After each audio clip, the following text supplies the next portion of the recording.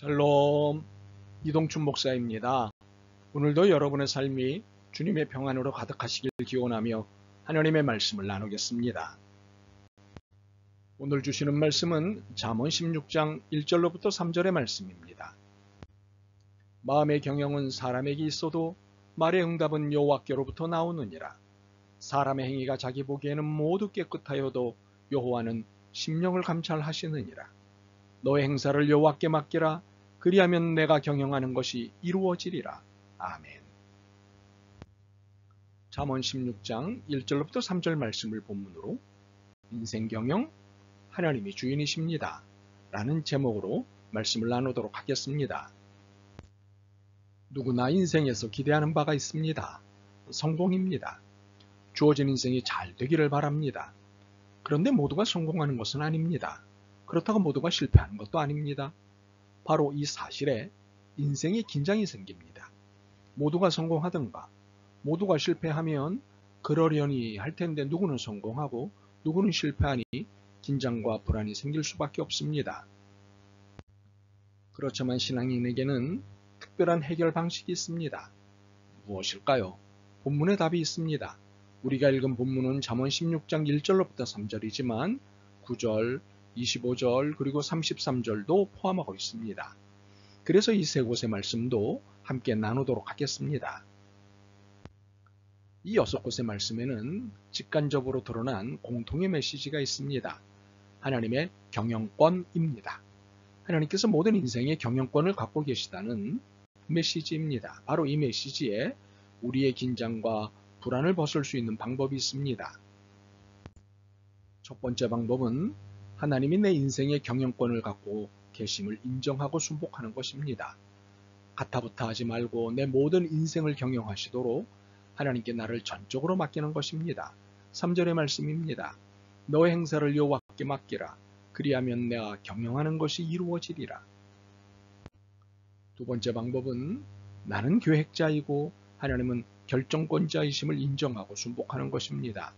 나는 최선으로 지혜를 모아 계획을 세우고 수고해야 합니다. 그러나 모든 계획의 최종 결정권자는 하나님이십니다. 1절입니다. 마음의 경영은 사람에게 있어도 말의 응답은 여호와께로부터 나오느니라. 이를 인정하고 순복하는 것입니다. 세 번째 방법은 간혹 내 계획이 완벽해 보일 때가 있는데 이는 자기 착각일 가능성이 크다는 사실을 놓치지 않고 유념하는 것입니다. 2절입니다.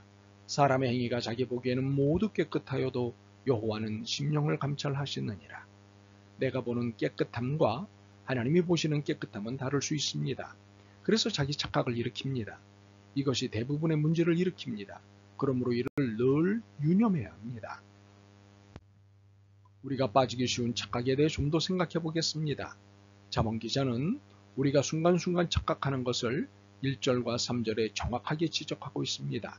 1절에 마음의 경영은 사람에게 있어도 와 3절에 내가 경영하는 것입니다. 분명 하나님은 우리에게 자율권을 주셨습니다. 그래서 삶을 어떻게 경영할지에 대한 계획을 세우고 이를 실행하는 수고를 하는 것입니다.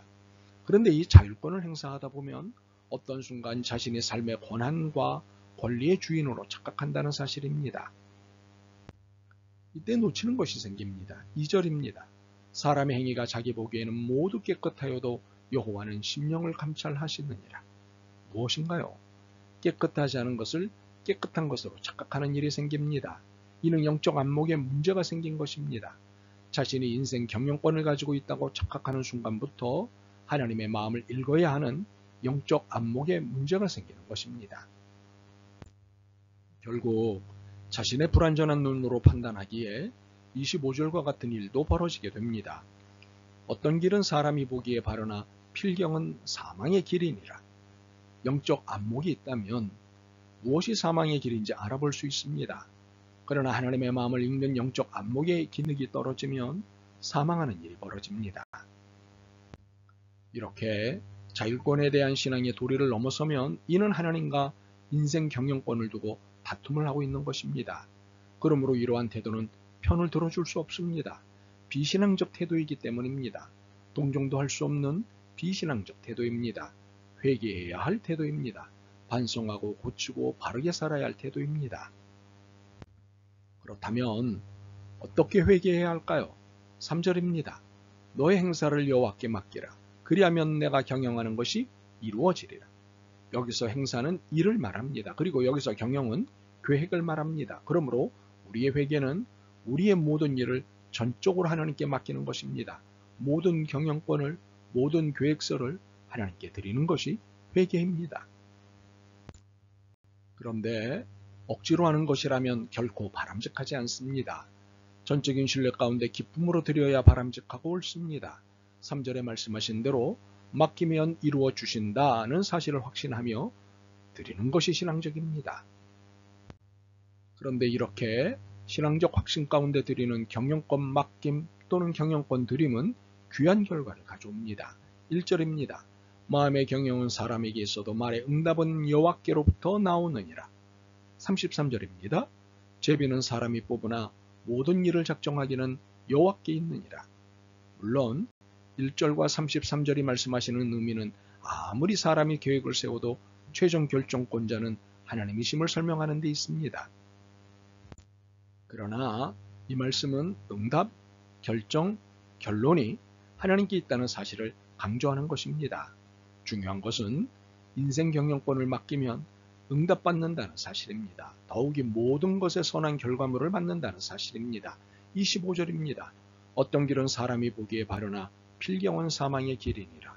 이 말씀의 의미는 하나님은 결코 사망의 길, 망하는 길로 안내하지 않으신다는 것입니다. 그러므로 하나님이 내 인생 경영의 주도권을 가지시는 그 시간부터 내게 주시는 결과물은 모두가 선한 것들 뿐이라는 사실입니다.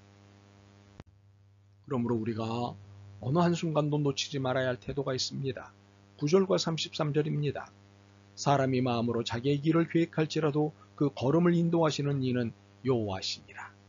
제비는 사람이 뽑으나 모든 일을 작정하기는 여호와께 있느니라. 하나는 인생의 걸음을 인도하시는 하나님에 대한 확신입니다. 우리는 인생의 한 치 앞도 내다볼 수 없는 한계적 존재입니다. 그러니 그 다음 걸음을 언제, 어디로, 얼마큼 내디뎌야 할지 알 수 없습니다. 그런데 내디뎌야 합니다. 이것이 우리의 수고입니다. 바로 이 긴장된 수고에 하나님이 개입하신다는 사실입니다. 그러나 이는 간섭하심이 아니라 인도하심입니다. 사망의 길이 아닌 생명의 길로, 어둠이 아닌 빛으로 가게 하시기 때문입니다.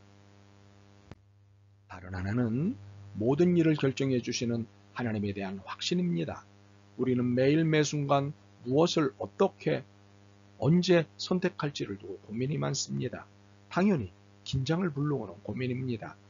사실 선택은 둘 중 하나에서부터 여러 중 하나를 선택하는 것입니다. 둘 중 하나면 50%의 확률이지만 육각형 주사위 같은 선택이라면 16.6%의 확률입니다. 그러나 16.6%든 50%든 100%는 아닙니다. 그러니 불안과 긴장 가운데 살 수밖에 없습니다. 이러한 상황에 처한 우리에게 33절은 복음입니다. 제비는 사람이 뽑으나 모든 일을 작정하기는 여호와께 있느니라. 공동번역 개정판의 번역은 임팩트가 있습니다. 주사위는 사람이, 결정은 야훼께서. 그렇습니다. 신앙인의 인생은 결코 주사위 던지기 게임이 아닙니다.